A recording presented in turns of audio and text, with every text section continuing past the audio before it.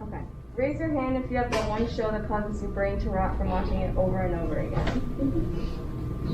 Nice. Okay. Keep your hand up if you've watched it more than 3 times. Okay. What if I told you that's actually good for you? For me, this is The Office. Because our lives are constantly changing, we need a comfort show to stabilize and control anxiety and emotion, even when it feels like our world is crumbling apart. The psychological benefits that come with rewatching your favorite show are astounding. The power of nostalgia and repetition affect our lives more than we thought was possible. It enhances your mental health and obliterates the anxiety that consumes our lives. We can rely on our shows to laugh, cry, and feel emotions we may be missing in our day-to-day. Here's a little Dance Moms moment where I will rank my top 6 favorite shows to watch. So last is Outer Banks. Although it's relatively new, I've seen it 4 times already. Next is New Girl. I'm actually rewatching it right now along with Glee. This is the 4th time.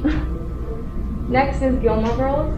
This is my favorite show to watch if I want to feel motivated in school, which I'm not currently watching, so.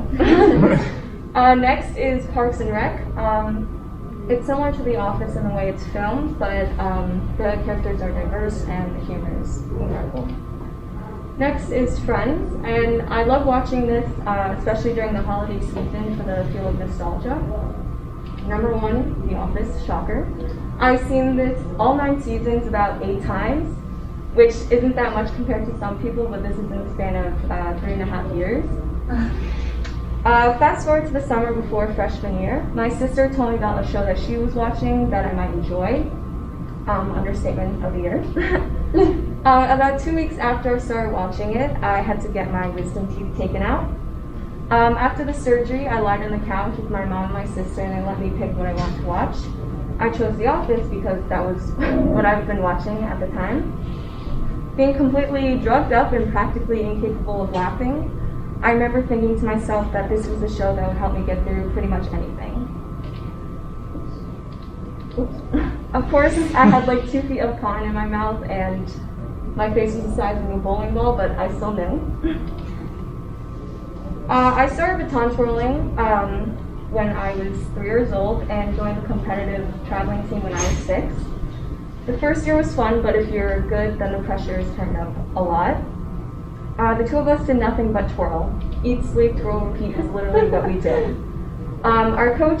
According to our coach, we could not miss practice unless it was a funeral. And what if you were sick, you may ask? Well, we would have to sit covered in blankets or squatting by a garbage can, watching the practice, depending on how sick you were.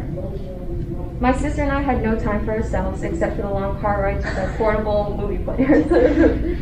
12-hour car rides to nationals seemed horrendous, but I actually loved it. I could watch 6 to 7 movies in one day without being disturbed.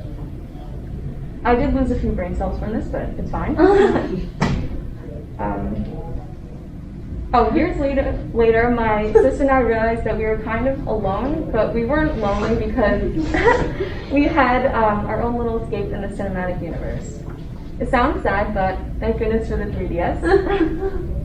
The 3DS gave us a sense of freedom, along with Netflix, which my dad gladly installed. When we had to stretch for hours trying to obtain our splits, we would just watch TV, and that made the stress melt away. According to Pamela Rutledge, she explained that watching shows can actually have a physical effect on your mind and body. Anxiety is alleviated through humor, which changes our body chemistry. This results in reducing stress and improving our well-being. It helps subside the pain when stretching, literally and figuratively, just a tad. Then the greatest thing happened. I got an iPad. I got my iPad the summer before 7th grade. I started watching Netflix and that knockoff Disney Plus app and just having a blast. In October of that same year, I found out that my mom was diagnosed with breast cancer. Finding out that one of your parents has cancer is absolutely heart-wrenching. I turned to my iPad and just drowned myself in Netflix. I began watching it with everything I did, like getting ready for school, eating dinner, doing homework, cleaning my room, and just pretty much everything. I remember my sister telling me that all you do is watch TV and stay in your room.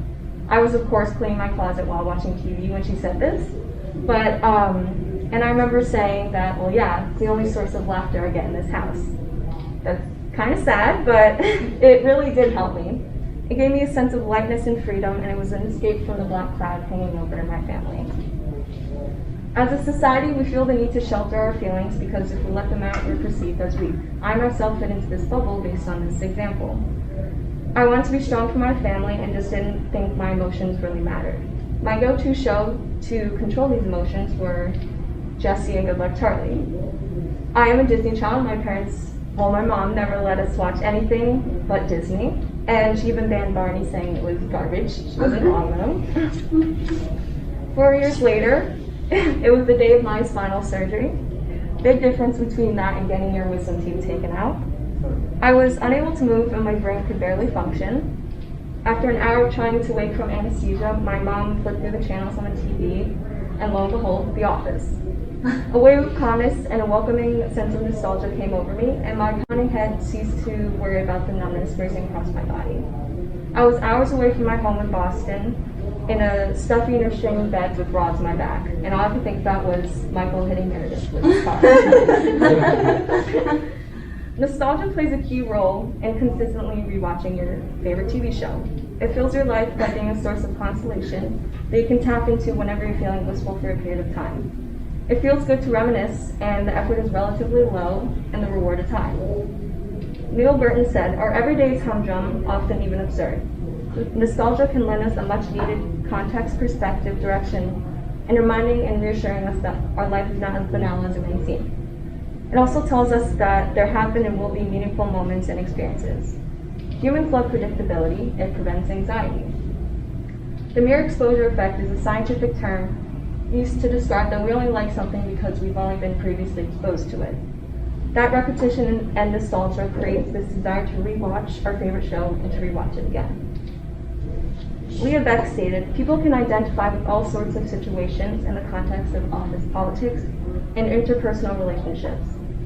In other words, while you might relate to Jim's job anxiety one day, the next you might connect to Kelly's situation and cry, and that's the case, sorry about that. The relatability of office politics and those weird coworkers you're forced to be in the same room with is funny. The humor is so dry and outrageous that it's almost addicting. You have no idea how many times people have told me that The Office is not funny, and I reply with a direct quote.